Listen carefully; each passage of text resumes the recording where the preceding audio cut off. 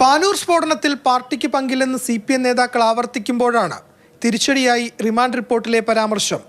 പ്രാദേശിക തലത്തിലുണ്ടായ കുടിപ്പക ബോംബ് നിർമ്മാണത്തിന് കാരണമായെന്ന് സമർത്ഥിക്കാനാണ് പാർട്ടി ശ്രമിച്ചത്.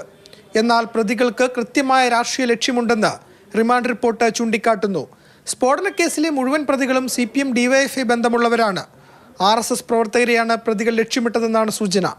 എന്തിനാണ് ബോംബ് ഉണ്ടാക്കിയത്? ആരെയാണ് ലക്ഷ്യം വെച്ചത്? ഇതിനെല്ലാം പിന്നിൽ വർഷങ്ങൾ പഴക്കമുള്ള രാഷ്ട്രീയ കൊലപാതകത്തിൻ്റെ പകയുണ്ടെന്നാണ് പോലീസിന് ലഭിച്ച വിവരം. 2009 പാനൂരിലെ CPM പ്രവർത്തകനായിരുന്ന അജയൻ കൊല്ലപ്പെടുന്നത്. RSS പ്രവർത്തകരായിരുന്നു കേസിലെ പ്രതികൾ. എന്നാൽ കഴിഞ്ഞ വർഷം ആഗസ്റ്റിൽ പ്രതികളെയെല്ലാം കോടതി വെറുതെ വിട്ടു. കേസിൽ അപ്പീൽ പോകണമെന്ന് സ്ഫോടനത്തിൽ പരിക്കേറ്റ പ്രതി വിനീഷ് അടക്കമുള്ളവർ CPM പ്രാദേശിക നേതൃത്വത്തോട് ആവശ്യപ്പെട്ടിരുന്നു. ഇക്കാര്യം അംഗീകരിക്കാൻ തയ്യാറാകാതിരുന്നതോടെയാണ് RSS പ്രവർത്തകരെ ലക്ഷ്യമിട്ട് ബോംബ് നിർമ്മിച്ചതെന്നാണ് വിവരം.